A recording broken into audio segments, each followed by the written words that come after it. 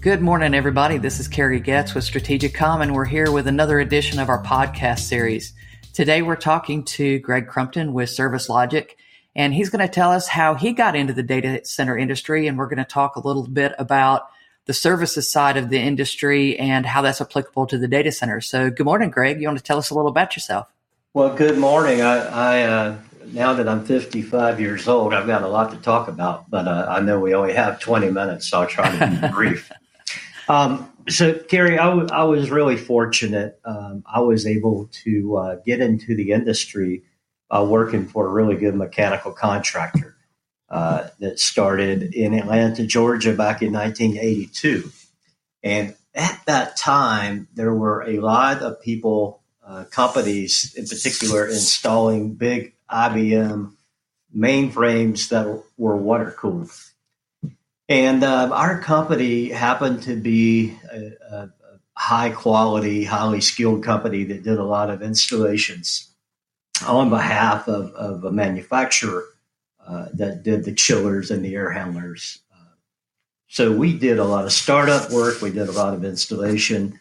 And I kind of got exposed to the mission critical world, mostly at 3 a.m. on Sunday morning when you're trying to get systems started up for Monday compute. Oh, happy days. Yeah, you know how those go. But so as the 80s kind of rolled on and then we went into more of a PC environment, we started having traditional, what we would now consider a traditional data center built. I just really always was intrigued by that. And with a mechanical background, I learned the different types of heat rejection that you could have for mission critical. And I did that work in the field and then as project management and as sales and what have you. And then in 1999, my wife and I launched a company called Airtight Mechanical. And our focus was on data centers as well. So we did service, maintenance, repair, and some installation of HVAC, heat rejection, cooling equipment for data centers was about 80% of our revenue. And we ran that company for 15 years. And then 5 years ago this month, we actually sold it to Service Logic, where I currently work.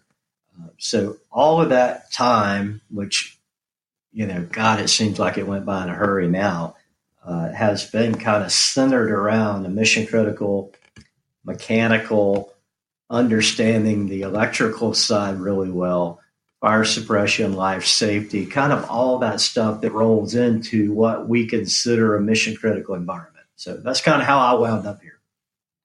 Yeah, and I think, people don't really understand that when it comes to heat rejection and cooling, that's part of the sort of holy trinity. When you cook Cajun food, you have the holy trinity, which is celery, onions, and peppers. And in data centers, there's kind of a holy trinity, power, cooling, and compute. And so, from a cooling perspective, a lot of these jobs are trade-related jobs. Some of them are apprenticeships where you can get training, while you're on the job and not have a massive amount of college debt. So, absolutely. And it's something that every single data center has. And that was my route. I went through the union apprenticeship in the local 72 pipe fitters and air conditioning tradesman union in Atlanta. 4-year program, came out with zero debt, got paid every year to go to school. Went to school at night, obviously, but, to be able to graduate and come out of a program and make decent money out of the gate, it was a great route for me. Yeah, and I think, there's a lot of opportunities here for people that are in trades, and we don't really talk about trades enough in this industry. But, from the electrical union side, certainly from the HVAC side, it's a great way to get into this industry. And, in a lot of cases, those companies will pay for your degree if you want to go on and get your degree afterwards, but at least it's a good way to get your foot in the door and get started. Absolutely. You're so right. And my company it was based in Charlotte, North Carolina, not a notoriously strong union town. So we were not a union contractor, But I built our in-house apprenticeship training program based on my 4 years experience. And over the 15 years that we ran the company, we were able to put 14 young people through the local community college. Some got the degree, some only chose to go, partway through the program. No cost to them.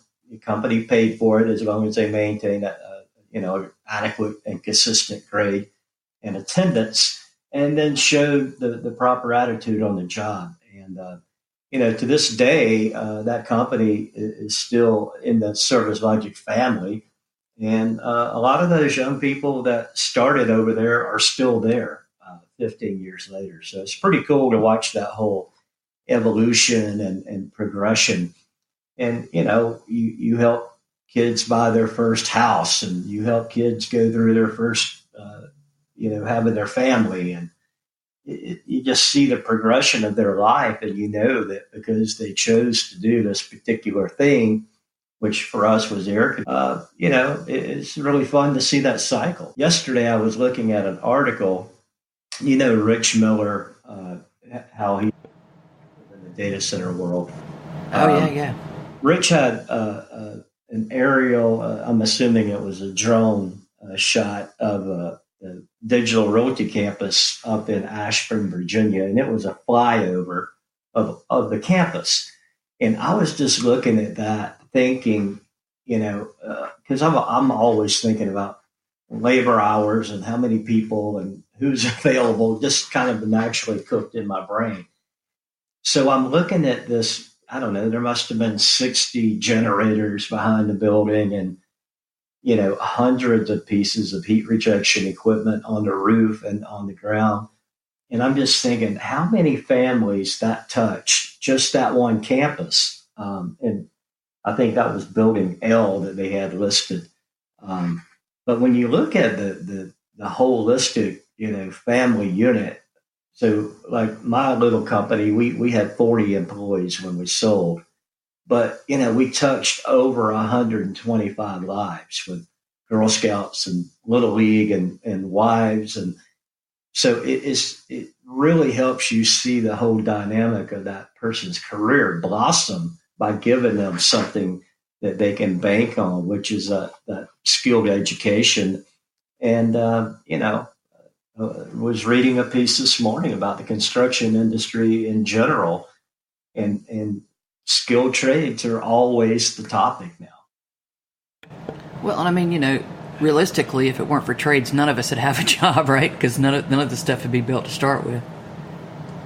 Yeah, and it's really, when you think about that, I'm going to the airport in a few minutes, and I've done some work at the Charlotte airport in the past, and you think about how many different trades are involved out there from, obviously air conditioning for my brain goes, but you think about generators, you think about jet mechanics, you think about carpenters and masonry workers. And it's just a list that goes on. And the fact that you can go through these programs, whether it be a 6-week crash course to get you up and going while you go to school, or, as you said earlier, some companies will pay for your entire degree. You're learning on the job. You're learning as you're being educated. And really, if you think about it, that's why doctors serve time doing internships in hospitals, because they're learning in the classroom, but you can only do so much to a cadaver. You need a real patient. So it's the same concept to me. You're working on, an actual situation or an actual problem while you're being educated. So you're rapidly able to apply the theory to the real life scenario. Every data center is different, to your point. What works in one data center may not necessarily work in another. Even the attached environments where you've got the network operations centers and the office space, that's going to be different than the data center proper. And there's a lot of different types of cooling or heat rejection in the data center industry. You want to touch on what some of those are and just sort of a quick explanation for those that are considering this as a career? Yeah, it's as wide and as varied as we can think about now. And a lot of it, or not a lot of it, better said, some of it is geographically dictated. Can you use outdoor air for cooling the data center or to drive the heat out of the data center? And, that's kind of a misconception we have. We think about cooling a data center, but we're really, our job is to get the heat out of it, not cool it. So you think about using these big, heavy duty industrial chillers that cool thousands of gallons of water. And that water then is used as the heat rejection medium that goes through an air handler. Or if you think about an air conditioner like in your home that has a compressorized pumped gas in it on a mega scale, you have that environment. You have some that are ventilation only. And again, if you think about going to Greenland or Iceland and building a data center, or Sweden, which some of the more popular web hosting and web search engines have done, you can run year round on just ventilation. Um, and Yeah, the actually, other, even in Phoenix, Arizona, you can run a considerable part of the year on outside air. But I think that's something that people don't realize is, we're not trying to cool things down to 50 degrees anymore. We're right. trying to, reject heat to a level where the stuff works, and outside air works, even in Phoenix, which is something that, not everybody would consider. Well, with the advancements made in adiabatic cooling, which is what's used there, and a lot of people refer to that as an old-timey swamp cooler, and being a Southern guy, I know what that means. Even in North Carolina, you were talking about Phoenix. We have a large facility that is a social media platform, and those guys ran. I think 2 years ago, I saw where they ran on 98% outside air over the course of the year, and then you use either a water-based or refrigerant-based to trim the load when the humidity rises. So there's just a plethora of ways of cooling, or again, purging that heat out of the system. And one more thing that I find really interesting, it's kind of a buzz right now. You hear a lot of people talking about the edge compute. And what does the edge mean? Well, it depends on who you ask and what time of day that happens to be. It's kind of like cloud, right? Exactly. So the edge that I have been engaged with through Service Logic and doing a little bit of consulting on it is more about multiple sites in small environments that traditionally haven't been considered a data center. So you still have you said earlier, the holy trilogy, which is power, ping, and pipe. So electricity, connectivity, and some way to get the heat out of the building. And we're finding it really, it's kind of funky, but kind of fun too, because some of these little edge environments are like, on the side of the road, in these little huts that used to just be a cross connect cabinet for the phone company. Well, now they're fiber exchange facilities. So, it's just totally changed the world of these little bitty micro data centers. And that, again, from modular to roadside boxes, you name it. And that's what the edge looks like to us from a mechanical standpoint. Well, and I think, that really brings up a big point about labor and labor shortages. As we start bringing edge compute, they're literally going to be in every city, every town, everywhere. And right now, there's an issue with a lot of the talent being drawn to large data center cities. And really that need is going to be everywhere. And really, if you're a person, you stand and look around, you don't have to look far before you see a data center, even if it's in somebody's corporate office building. It doesn't have to be a big giant colo facility. Or hanging on the side of a utility pole, or 5G and 6G following behind it. How do you think about running a service call on a traffic control system that really is now a data center because of autonomous vehicle traffic, and it has to be up and running, or unfortunately you're going to have crashes. And And then with the advancement from LTE or 4G, as you want to call it, to G, you almost have to double the number of sites to get the adequate coverage to get that reduced latency that we're all after for IoT and for the vehicle. So, and I've had conversations. We're working with a major manufacturer right now on how to help them cover the edge sites that they are either building, buying, or inheriting. It comes down to, as crazy as it is, you're in a city in the Midwest, and on your spring PM on this particular set of edge boxes, you may have a guy on a dang scooter. I don't know yet, because you gotta get to these little bitty places, and there's no parking, and it's just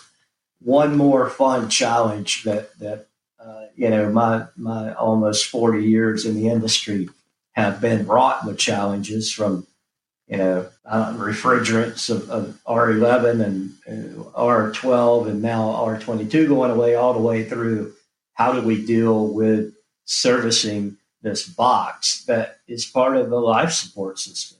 So it's pretty cool and pretty fun. Definitely to be determined what that, like you said, what the final outcome of that is going to be. And I think it's going to be different in every city and every place. There's permitting issues and a ton that goes into that, and, into the planning and figuring out where these are going to be, and are they going to be set-top boxes, and what you can do remotely, and, what happens, what takes over if there's a crash and somebody hits the pole. Exactly. And, we've spent a lot of time with that particular OEM talking about software and what can we do proactively and predictably that will enable fewer service calls, because there's fewer people to catch service calls. And, we talk about the skilled trades being a multifaceted industry.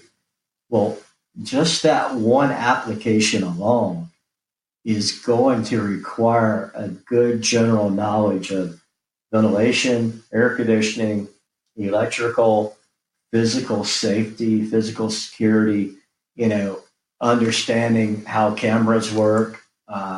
It's going to create a new breed of what I call a site technician versus an electrician or an air conditioning guy. And as you know, and many know, that there's several different accredited firms that are offering scholarships. iMasons is one that is offering scholarships, and especially to help us get more diversity into our industry. There's so many smart and capable ladies out there that haven't been exposed to our industry because it's always just been a guy thing. There's so many opportunities for females to come into our industry, and actually some of a large chunk of that iMasons money that is set aside for scholarships is set aside for female. So 50%. Yeah, so it's impressive. And that's one mechanism to get people certified.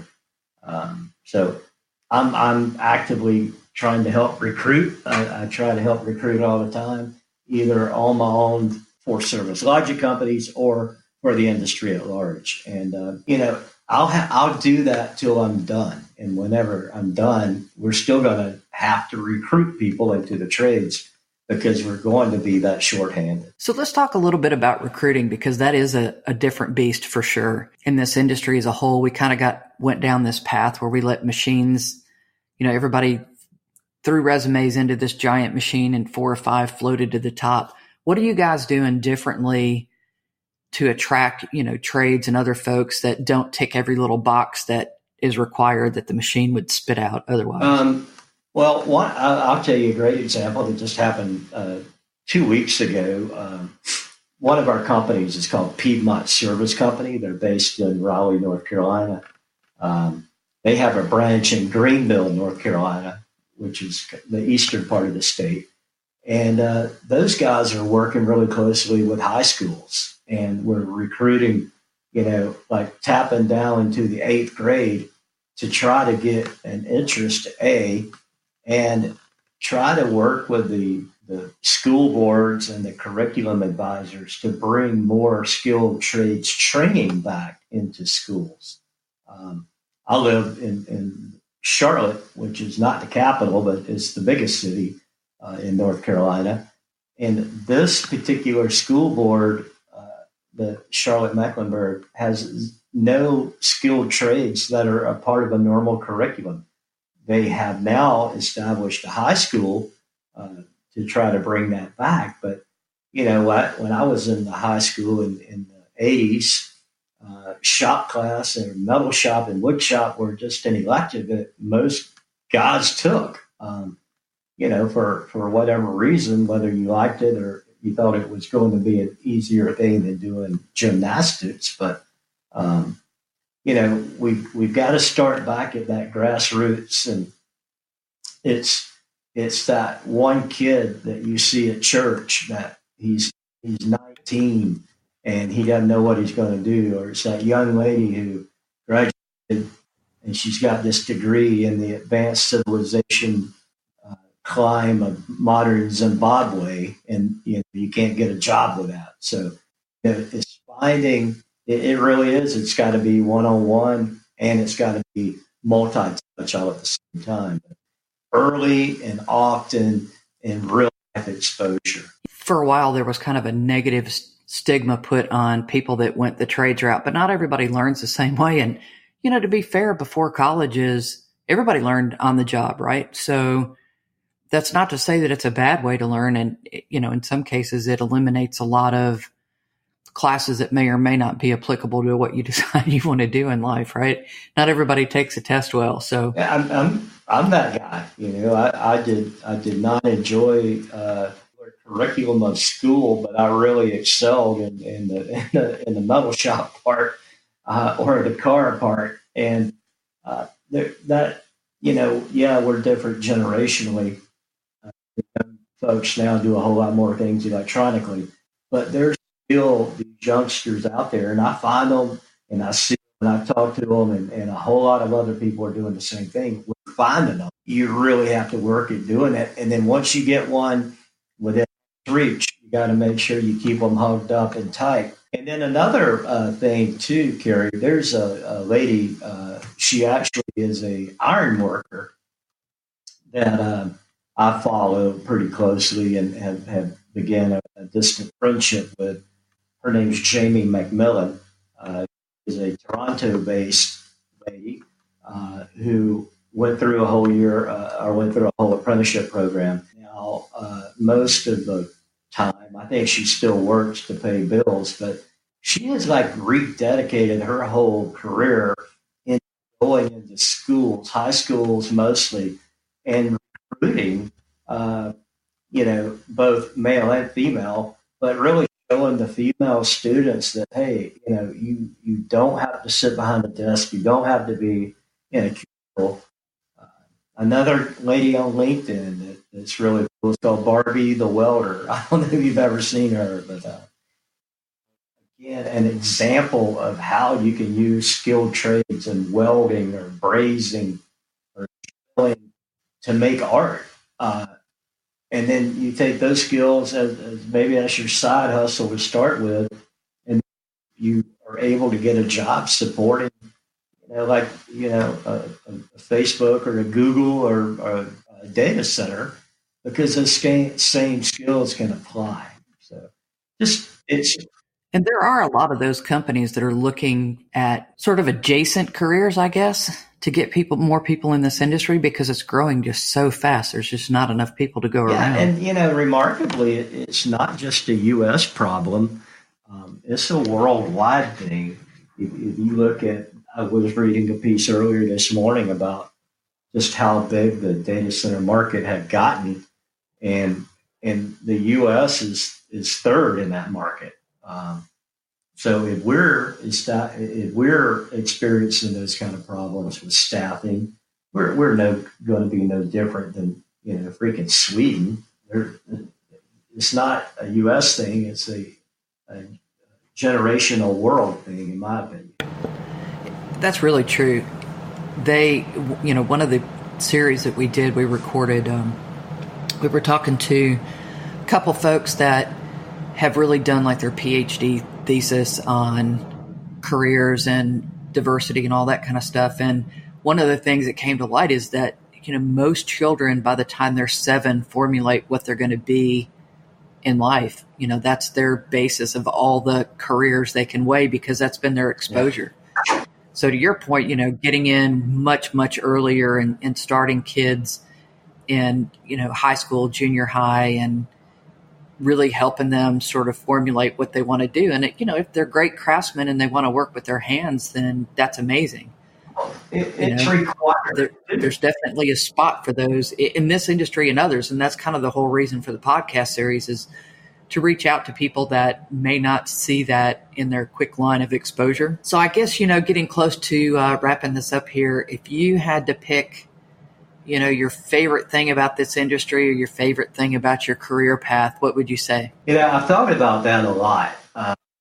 Because when I'm explaining my past and my career route and all that stuff to young people, or, really people that are my age and maybe transitioning into a new career, what is that thing? And I think for me, it allows me to use critical thinking skills, which I work on because I like to solve problems.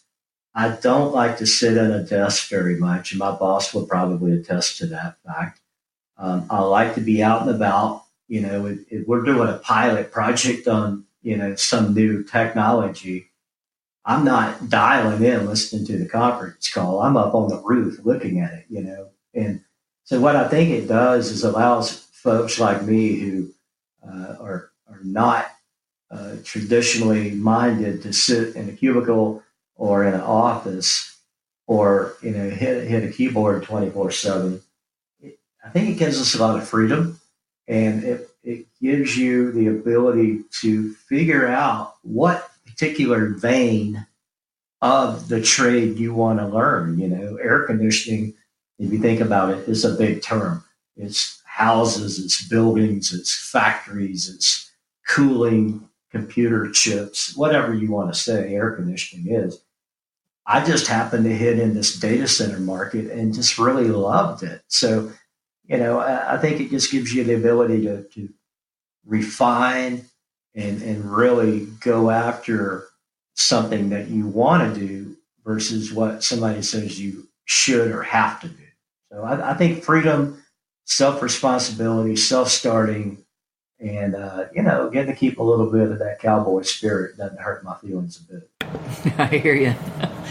Well, Greg, I absolutely appreciate your time this morning. I think this has been insightful. I look forward to talking to the rest of you guys on future podcasts. Greg, have a great one and safe travels. I appreciate it, Carrie. Thanks for taking time to do these. You're making a difference, and let's just keep plowing ahead. We'll get there one day. There you go. Take care, girl. Talk to you soon.